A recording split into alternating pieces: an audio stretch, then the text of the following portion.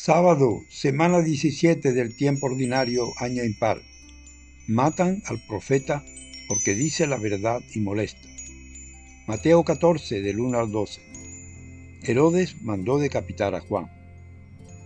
La fama de Jesús había llegado hasta el virrey Herodes, y éste dijo a sus servidores: «Este es Juan Bautista, que ha resucitado de entre los muertos, y por eso actúan en él poderes mágicos». En efecto, Herodes había ordenado detener a Juan. Lo había hecho encadenar y encerrar en la cárcel, a causa de Herodías, esposa de su hermano Filipo. Porque Juan le decía: «La ley no te permite tenerla por esposa». Herodes quería matarlo, pero tenía miedo de la gente que consideraba a Juan como un profeta. En eso llegó el cumpleaños de Herodes. La hija de Herodías salió a bailar en medio de los invitados y le gustó tanto a Herodes que le prometió bajo juramento darle todo lo que le pidiera.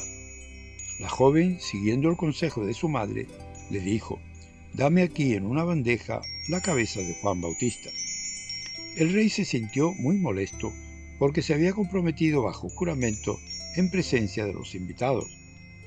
Aceptó entregársela y mandó decapitar a Juan en la cárcel. Su cabeza fue traída en una bandeja y entregada a la muchacha, quien a su vez se la llevó a su madre. Después vinieron los discípulos de Juan a recoger su cuerpo y lo enterraron, y fueron a dar la noticia a Jesús. En primer lugar, acallan al profeta. La voz austera de Juan había resonado fuerte en el palacio de Herodes. Como profeta de Dios no podía callar el adulterio y escándalo en el que Herodes estaba implicado. Pero este, cegado por la pasión, no quiere escuchar su voz y la calla con prepotencia y corrupción, encerrándolo en su prisión de Maqueronte. De hecho, todo el reinado de Herodes está lleno de prepotencia y poder sin control, y en consecuencia también lleno de miedo por un posible levantamiento del pueblo. Ahora, cuando llega a sus oídos la fama de Jesús, revive ese miedo, temiendo que Juan Bautista, a quien mató, haya resucitado de entre los muertos, y por eso actúan en él poderes milagrosos. Herodes es consciente del abominable crimen cometido y siente los miedos típicos de una mentalidad mágica. Esta reacción de Herodes aprovecha Mateo para relatar el martirio del Bautista. En segundo lugar, entramado de corrupción y muerte.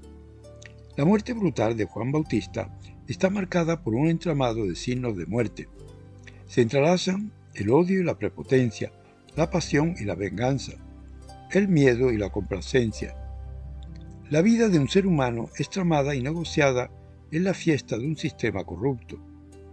Una danza fatal en un banquete se convierte en espacio de diversión para cegar una vida humana y servirla en bandeja. El relato de este martirio muestra la crueldad a la que llegan los poderosos para callar la conciencia crítica de los profetas de todos los tiempos. También es un signo premonitorio de lo que le espera a Jesús, a los discípulos y a todos los que se toman en serio la opción por la vida como base fundamental del reinado de Dios. Las historias de Juan y Jesús se hallan vinculadas en la vida, como también en su violenta muerte y sepultura. Los discípulos de Juan recogen su cuerpo y lo entierran, y luego le comunican a Jesús, muy posiblemente porque Juan le había reconocido como Mesías y así se lo había pedido a sus discípulos. En tercer lugar, la legislación del pueblo de Israel quiere dejar bien claro que la tierra es un don de Dios para todos, de modo que nadie puede acumular nada de modo indefinido. El texto que hoy leemos del Levítico tiene un sentido social y legisla que cada 50 años se celebre un año jubilar al año siguiente de 7 veces 7 años, en el que cada uno recobra su propiedad. Por eso el valor de la venta va disminuyendo cada año, ya que se mide por el número de cosechas que le va a producir hasta el año jubilar. Cuando hagas una operación de compra-venta con alguien, no le perjudiques.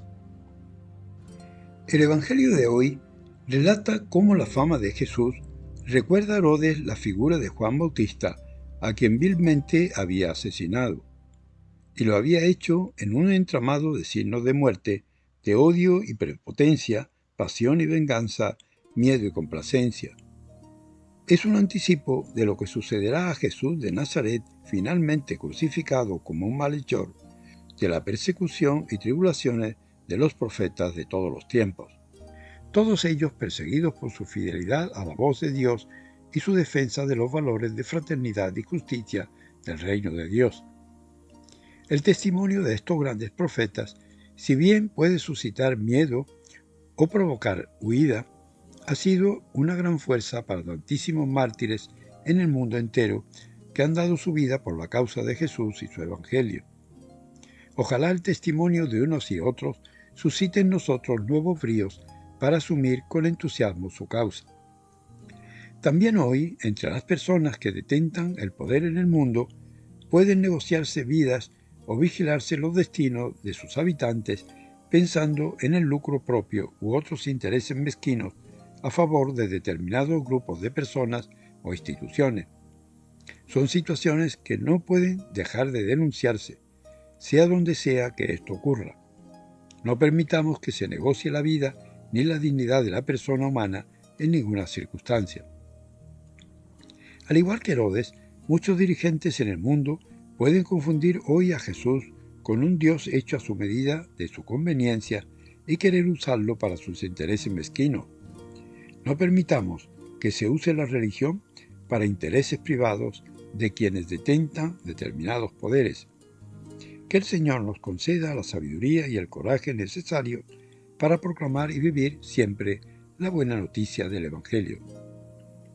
Como herederos del pueblo de Dios, los cristianos debemos tener siempre presente ese profundo sentido social que nos recuerda hoy el texto del Levítico.